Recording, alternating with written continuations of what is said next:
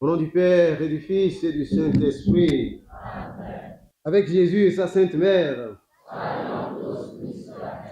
Avec Jésus et sa Sainte Mère. Avec Jésus et sa Sainte Mère. Bonne fête de Comidia Days.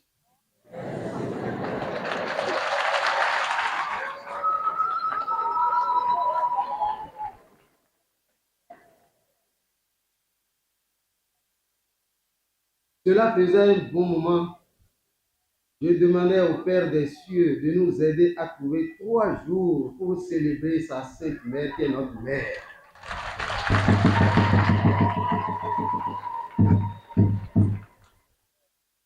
Le bon Dieu, chaque année, à partir de cette année, nous donnera 3 jours gratuitement.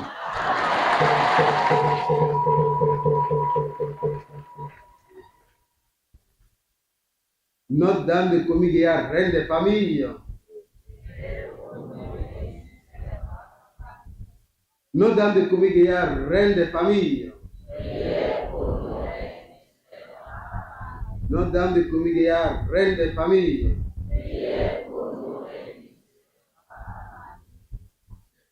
Je voudrais saluer la présence de Monseigneur Antoine, l'évêque Sabibio, l'évêque de Natitengu, mon successeur immédiat.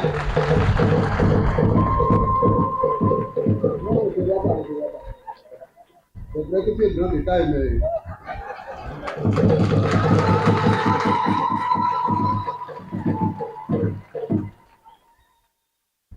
C'est le premier évêque Bariba depuis la création du monde.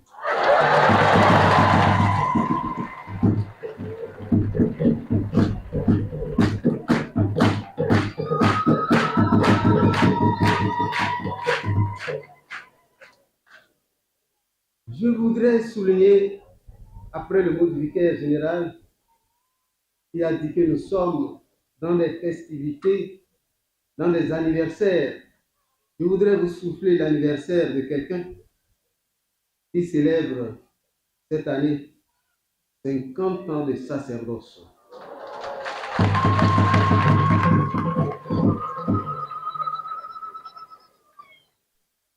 C'est le père Goradi.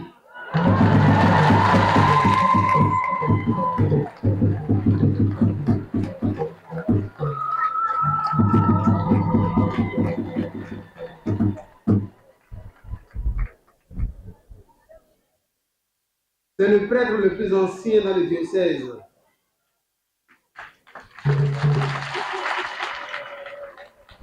Et j'ajouterai tout de suite que après lui, c'est moi le plus ancien.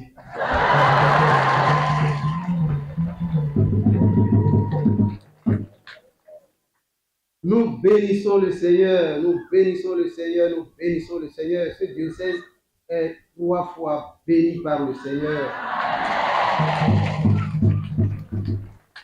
C'est encore le début de l'année civile et je voudrais vous souhaiter une bonne, sainte et heureuse année. Les salutations ont été faites par le vicaire général, je ne voudrais pas recommencer. Je m'inscris à travers sa voix pour dire la joie de tous les diocèses en cette année de 80 ans qui sont en train de s'écouler, que nous concluons 80 ans d'évangélisation et nous ouvrons en même temps la 81e année d'évangélisation. Et le bon Dieu a voulu que ce soit pour nous une année sainte, proclamée par le pape François. Une année sainte, c'est pour que nous devenions davantage des saints. Et nous célébrons aujourd'hui la fête du baptême de notre Seigneur Jésus. Un jour, on raconte qu'on a demandé un jour au pape Jean XXIII quel a été le plus beau jour de sa vie. Si on vous le demandait, qu'est-ce que vous diriez? Le jour de votre naissance? le jour de votre mariage, le jour où vous avez réussi au BPC, le jour où vous êtes devenu docteur de ceci. Pape Jean 23 a dit c'est le jour de son baptême. Entre nous, combien considère le baptême comme le jour le plus important? Je ne vois pas de doigts qui se lèvent. Au moins vous êtes sincère.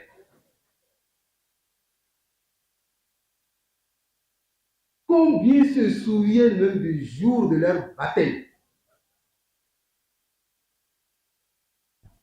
Et combien célèbrent l'anniversaire de leur baptême? Voilà, les murmures se font entendre. C'est la porte de tous les autres sacrements. Si tu ne reçois pas le baptême, tu ne peux pas recevoir les autres sacrements. Le baptême est très important. Il nous fait quitter de l'ensemble des païens pour nous mettre dans l'ensemble des fils chéris de l'Église, de Dieu, de Jésus-Christ. Avant le baptême, nous sommes des païens. Après l'eau du baptême, nous sommes des chrétiens, disciples de Jésus-Christ. Le péché originel battu. Et si on reçoit le baptême à l'âge adulte, les péchés personnels aussi effacés. Dieu seul efface les péchés. Dieu seul efface les péchés. Et le baptême est tellement important pour l'Église que l'Église nous demande de baptiser même le fœtus, si on le voit encore vivant. Le fœtus. Le baptême est tellement important qu'un païen, au nom de l'Église, peut baptiser quelqu'un qui est en train de mourir. Il connaît, bien sûr, notre enseignement, notre doctrine. Le baptême est tellement important que Jésus a dit, qui croira et sera baptisé sera sauvé. Le baptême de Jésus au Jourdain, ce n'est pas exactement la même chose. Jean le Baptiste préparait les cœurs. Il voulait que les gens préparent les cœurs pour accueillir le Messie. Et voilà que le Messie lui-même, il vient se faire baptiser. Déjà, à l'incarnation, il s'est dépouillé de sa gloire divine pour devenir homme parmi les hommes. Il s'est abaissé pour prendre notre nature humaine, notre nature de chair, et pour nous diviniser. Au baptême, au Jourdain, il s'est encore abaissé. Il est rentré dans le groupe des pécheurs, alors qu'il a été semblable en tout aux hommes, excepté le péché. Et c'est là où, après le baptême, le ciel s'est ouvert, le ciel s'est déchiré. On a vu l'Esprit Saint, sous forme de colombe, se poser sur lui. Et une voix est venue certifier, confirmer, celui-ci est mon fils bien-aimé. C'était la voix du Père. Et tout le monde a vu. Et tout le monde a entendu. Celui-ci est mon fils bien-aimé. Nous n'avons pas d'autre sauveur. Et Jean-Baptiste lui-même, il dit, moi je baptise dans l'eau, mais lui, il sera dans l'esprit, dans le feu de l'esprit. Le baptême est une purification.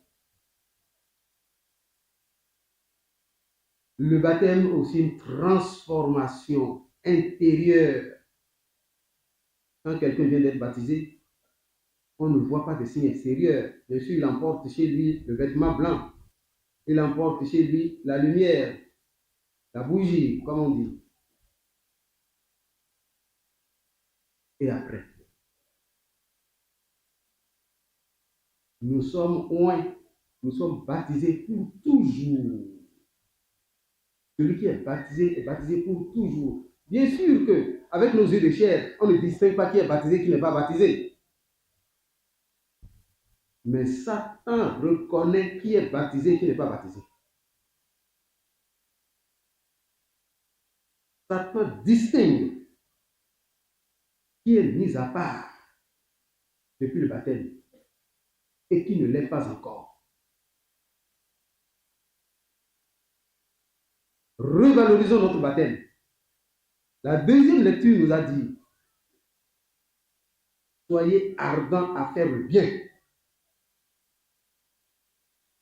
Ça devrait être, n'est-ce pas, la pièce d'identité du chrétien. Partout où le chrétien passe, comme Jésus, il devrait faire le bien. Être ardent à faire le bien. Et je fais une petite parenthèse pour remercier tous ceux qui ont organisé ce pèlerinage depuis 3 jours. Tous les acteurs, tous les conférenciers. Nous avons tous apprécié hier la conférence sur la mission à Parakou. Le plus grand acteur après l'Esprit Saint, ça a été Monseigneur Chopin Lallier. Et je voudrais saluer ses neveux qui sont par ici, qui sont venus exprès, qui sont 2, grands frères, petits frères, même père, même mère. Ils iront jusqu'à Ténorou. Ils vont prendre cette piste que quelqu'un a dénommée autoroute qui déroute. Ils iront jusque là-bas. Monseigneur Chopin Lallier, nous ne le connaissons pas beaucoup. Mais c'est vraiment lui qui a été artisan de toute l'organisation de l'Église du Nord. Il est resté 6 ans et il a fait naître 2 diocèses, le diocèse de Parakou, le diocèse de Nanti-Tengu. Et celui qui a été évêque après lui, ça a été Monseigneur Vandenbroek. Et Monseigneur Redouat, il a été nommé évêque à Nanti-Tengu. Et il raconte, Monseigneur Redouat, il a écrit quelque part que quand Monseigneur Vandenbroek est arrivé à Parakou, le diocèse était endetté. Donc il y a rien de nouveau à cela. Le diocèse était endetté. Et Monseigneur Vandenbroek lui a dit, je prends sur moi toutes les dettes. Mais je t'envoie comme crédit pour ton économat, je t'envoie comme crédit 1 franc. Et Monseigneur doit dire des années après, nous avons fait beaucoup de dépenses dans le diocèse de Nanti-Tengu, mais le franc est resté en crédit. Grâce à Saint Joseph et à tous les bienfaiteurs du ciel et de la terre. J'évoque cet épisode pour dire, si nous nous mettons ensemble,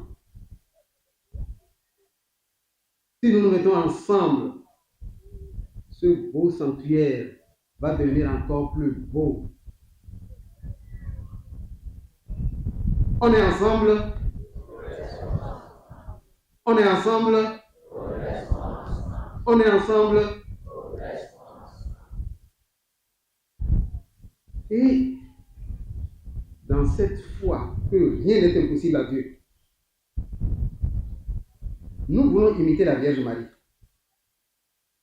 J'ai entendu hier un beau commentaire du Magnificat. Mon âme exalte le Seigneur.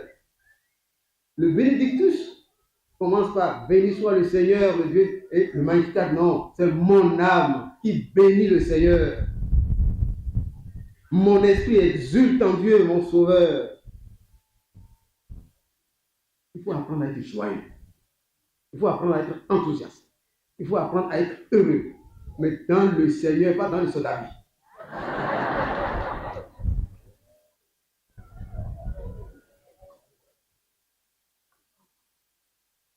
Nous voulons que l'année soit bonne, heureuse, mais cela dépend en grande partie de nous, parce que Dieu donnera toujours sa grâce. Mais si nous nous mettons dans les lamentations, dans les plaintes, dans les vengeances, dans les rancunes, on ne va pas dormir. Et le lendemain, on sera plus énervé que la veille. Et si quelqu'un passe à côté, même s'il ne nous dit rien, on a foi sur lui. On croit que c'est lui la cause de tous nos malheurs. Non, mon âme exalte le Seigneur. Mon esprit exulte en Dieu, mon sauveur. Et un peu plus loin, le puissant vit pour moi.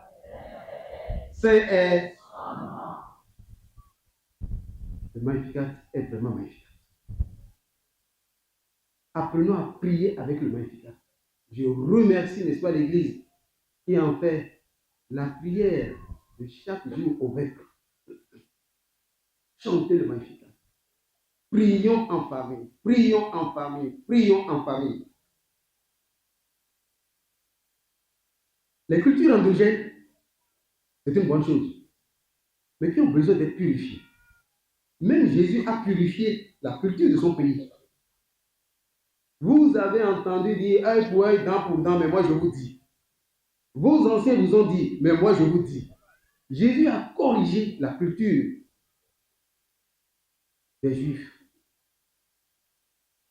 Il a amélioré. Il a ajouté le ciel et la terre passeront. Mes paroles ne passeront pas.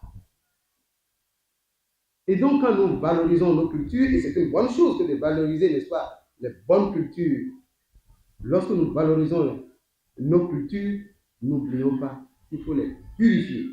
Et que c'est la foi qui purifie nos cultures.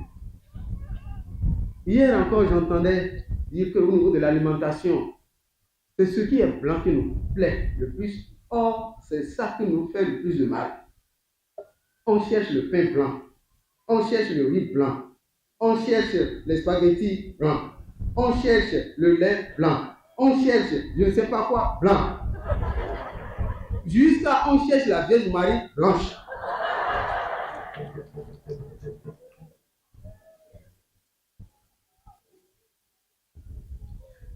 Notre-Dame de Comédia veut prendre la couleur locale. Elle a pris la couleur locale, l'habillement local.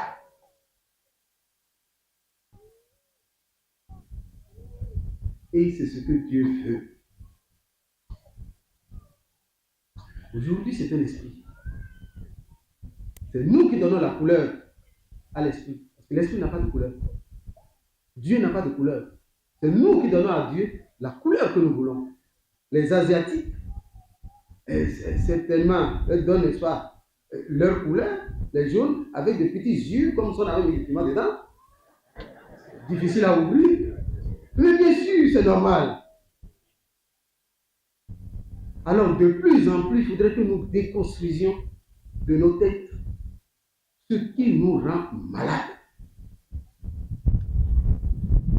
C'est nous-mêmes qui mettons dans nos têtes que nous sommes inférieurs à d'autres peuples. Ce n'est pas le bon Dieu. Le bon Dieu n'a pas créé un supérieur et un inférieur. Il a créé des personnes différentes pour des tâches différentes, mais qui ont besoin de l'un de l'autre pour être complémentaires. Même quand on dit de quelqu'un qu'il est supérieur, c'est juste pour une tâche. Pour autre chose, vous pouvez être plus grand que lui. Il en est de même. On dit aux femmes, n'est-ce pas, d'être égales aux hommes. Dieu n'a jamais créé l'égalité. Dieu nous a créés pour lui ressembler. Mais il nous a créés différents. En certaines choses, les femmes sont supérieures aux hommes. Vrai ou faux? En d'autres choses, les hommes sont supérieurs aux femmes. Vrai ou faux? Je vais entendre la voix des hommes. Vrai ou faux? Merci. Merci. Nous sommes différents pour nous aimer complémentaires, pour venir au secours l'un de l'autre. Et on dit bien, les deux mains qui se lavent. tu te laves avec une seule main, tu ne seras pas bien propre. La main droite a besoin de la main gauche. Et le bon Dieu, il est tellement riche en créativité qu'il ne fait jamais deux choses semblables. Je ne sais pas si je vous ai raconté cette histoire. Je me suis fait opérer d'un genou en Italie et quand je suis revenu, j'ai vu un médecin français de soi qui est venu me voir. Et je dis, mais le médecin qui m'a opéré en Italie, il ne fait que ça. Il est spécialiste des genoux. Et le médecin français me dit, ils sont en retard, les Italiens.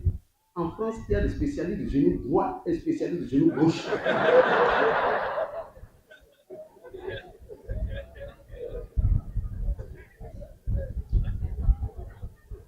Cela signifie que Dieu ne fait jamais deux choses pareilles. C'est les hommes qui créent des usines, des moules, et ils sortent des choses, même dimension, même chose. Non, Dieu est riche en créativité. Et donc, nous n'avons pas à avoir le complexe d'infériorité. Si tu es de petite taille, bénis le Seigneur. Tu es de haute taille, bénis le Seigneur. Tu es gros comme un tonneau, bénis le Seigneur. Tu es maigre comme un moustique, bénis le Seigneur.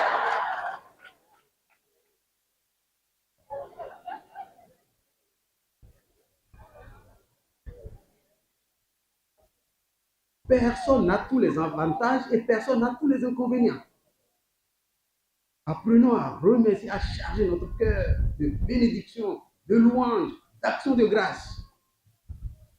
Et cela, dès le réveil jusqu'au soir. Que notre vie se passe dans les bénédictions, louanges. Et nous verrons combien de choses vont changer dans notre vie. Plus on bénit le Seigneur, plus on l'attire. Ce n'est pas pour rien que les Saintes Écritures nous disent « Soyez toujours joyeux ». C'est quelqu'un qui était en prison qui le disait, hein, Paul. Il disait ça à ceux qui étaient dehors. « Soyez toujours joyeux ». Je vous le répète, soyez toujours joyeux. Il dit « Oui, moi, enchaîné ». Mais on n'enchaîne pas la parole de Dieu. Le corps, on peut l'enchaîner, mais l'esprit, non. Même dans la prison, je peux être toujours joyeux. Alors, je voudrais terminer en vous recommandant ceci. Parce que j'ai un peu souffert, j'ai souffert de certains conflits où le pardon est difficile à donner. Un chrétien qui prie le Notre Père chaque jour. Pardonne-nous, Seigneur, comme nous pardonnons. Jésus du haut de la croix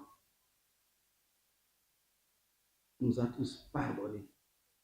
Et peut-être d'abord à ces bourreaux qui ne demandaient même pas pardon. Père, pardonne-leur, ils ne savent pas ce qu'il faut. Le chrétien disciple de Jésus-Christ, ce qui doit le distinguer, c'est la miséricorde, c'est le pardon. C'est un autre nom de l'amour. Parce que quand on ne pardonne pas, on se fait du mal à soi. C'est du poison qu'on cultive en soi. Celui qui ne pardonne pas, bien sûr, il ne rend pas l'autre heureux, mais lui-même, il s'empêche d'être heureux. Celui qui ne pardonne pas, il ne libère pas la joie. Et dès qu'il pense à celui qui l'a offensé, ça tourne mal dans sa tête.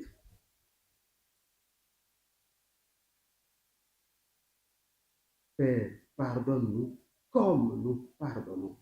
Je voudrais vraiment terminer par là. Ça veut dire que si tu pardonnes peu, Dieu te pardonnera peu. C'est toi-même qui demandes ça au bon Dieu dans ta prière. Pardonne-nous comme nous-mêmes nous pardonnons.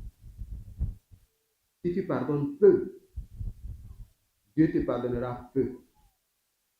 Si tu pardonnes beaucoup, Dieu te pardonnera. Si tu ne pardonnes jamais, merci.